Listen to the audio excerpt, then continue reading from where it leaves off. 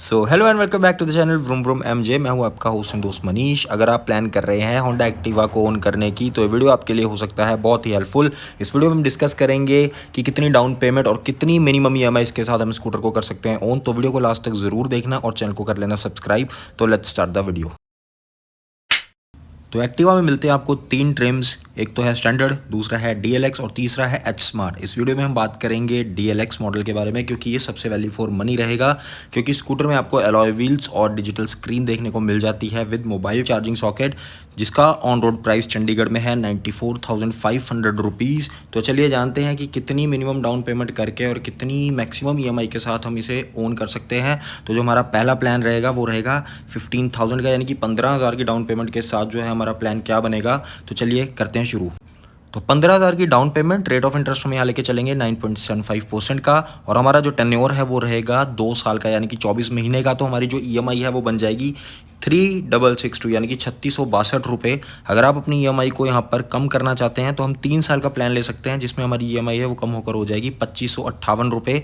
यानी कि अगर आप 3 साल की जो ईएमआई करते हैं तो 2558 जो है आपका यहाँ पे ईएमआई बन जाएगा 36 महीने की। और अगर हम अपनी ईएमआई को बढ़ाकर यहाँ कर देते हैं 4 साल का, टेन्योर अगर 4 साल का हो जाएगा तो 48 महीने के हिसाब से हमारी जो ईएमआई है वो सिर्फ रह जाएगी 2,000 रुपये, 2008 रुपये जो है हमारी किस्त बनेगी 4 साल की, अगर हम 15,000 की डाउन पेमेंट यहाँ पे करते हैं तो कुछ इस तरह का जो है हमारा शेड्यूल रहेगा 15,000 की डाउन पेमेंट के साथ 3 साल, 4 साल और 2 साल के लिए। तो चलिए अब थोड़ा प्लान चेंज करके अपनी डाउन पेमेंट को यहाँ बढ़ाकर कर देते हैं 25,000 का।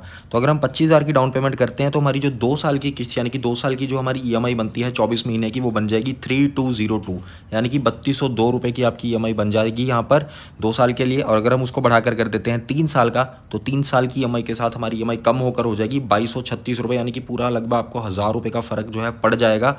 और अगर हम अपनी ईएमआई टर्नओवर को यहाँ बढ़ाकर कर देते हैं 4 साल का, तो आपकी जो ईएमआई है वो कम होकर हो जाएगी 1,756 रुपये, यानी कि 1750 रुपये की आपकी किस्त रह जाती है अगर आप यहाँ पे 4 साल का टर्नओवर लेके चलते हैं तो ये रहा आपका payment schedule with 25,000 down payment, जो मुझे सबसे ज़्यादा वैल्यू फॉर मनी आप ये कह लीजिए कि बहुत वर्थ इट लगा। तो अब डिस्कस करते हैं लास्ट प्लान को, यानी कि डाउन पेमेंट को हम बढ़ाकर यहाँ पे कर देते हैं 40,000, 40,000 रुपीज़ की डाउन पेमेंट अगर आप यहाँ पे कर देते हैं तो आपकी 2 साल की ईएमआई है वो रह जाएगी सिर्फ 2,500 रुपये। 2511 वुड बी द ईएमआई अगर आप 40,000 की डाउन पेमेंट करते हैं 2 साल की किस्त के साथ। और अब अपनी किस्त को बढ़ाकर यहाँ पे कर देते हैं 3 साल का, तो आपकी जो ईएमआई है वो रह जाएगी 1,754 रुपये, 1754, जो कि लगभग आपकी 4 साल में जाके बन रही थी। जब हम यहाँ पे 25,000 की डाउन पेमेंट कर रहे थे तो वो 3 साल में ख़त्म हो जाएगी आपकी।